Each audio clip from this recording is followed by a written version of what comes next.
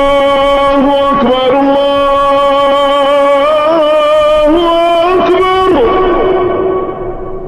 yonent bi dafay ramm yawmal qiyaam nee na su fekkee tamit am na ñeneen ñoo xam duñ yonent yi nag ay wàllu yooyu demee noonu su fekkee ne dinañ ramm ëllëg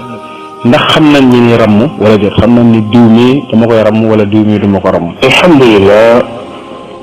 yonent bi sallallahu alayhi wa sallam nettali na ci benn xadis bu gudd ñu koy tudde xadisu shafaa mu ci nettali ramm ni muy amee ëllëg muy tinu ramm la muy firi muy tinu sunu borom tabaraka wa taala ngir ñu jéggal ay nit yonent yoo danañu ko def nit ñu baax ña danañu ko def mooy ñoo nga xam ne sunu borom tabaraka wa taala nar na leen jéggal ñoo nga lay dogal ñu tinu leen waaye ñoom nar ko jéggal pour kenn mu leen tinu bañ dugg ñooñu ñooy ñan mooy ñi nga xam ne dañoo faatuwaale bàkkaar yu mag waaye nag yóbbaale woon nañ tawxiid bu sell boo xam ne àndut ak bokkaale waaye ku yóbbaale bokkaale moom kenn mënu koo tinu ñaareel ba kay tinu day doon koo xam ne dafa jaamu yàlla àgg ci nekk waliyu mooy dajale boole ne diggante gëm yàlla ak ragal ko ba àgg ci martaba boo xam ne léppam yàlla rek mooy tax muy def mooy tax muy bàyyi kooku yàlla bëgg koo teral ci biir mbooloo mi mu ne ko jógal jàpp ci loxol jiw mais dugal ko àjjana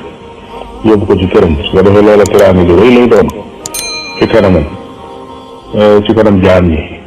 kon loola kat mooy tinu gi ak itam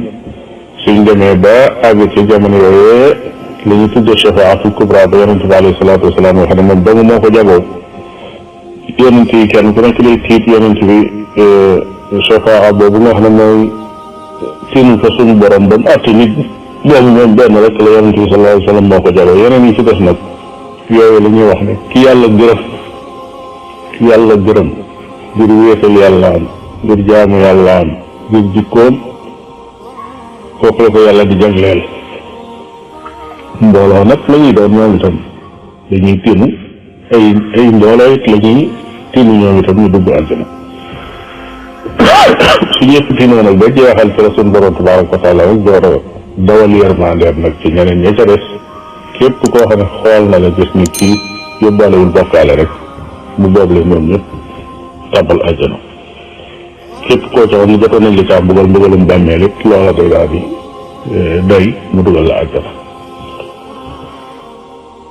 su ko defee nag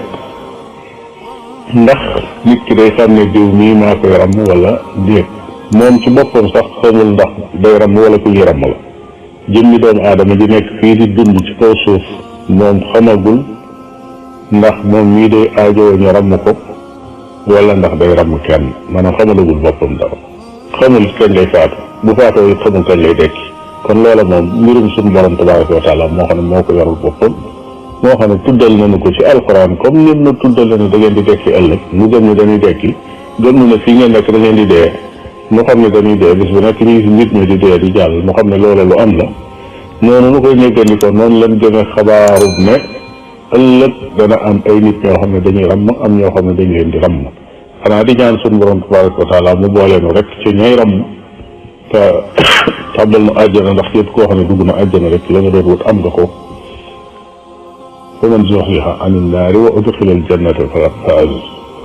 نعم. جزاكم الله خيرا. بارك الله فيكم ووفقكم لما فيه الخير والصلاح. cheikh bi tontu yi leer na macha allah. mbokk auditeurs yi kon fii la ñuy taxawali ba beneen ay bis ci seen émission Al Fatawa. assalaamu aleykum wa rahmatullahi wa barakatuh.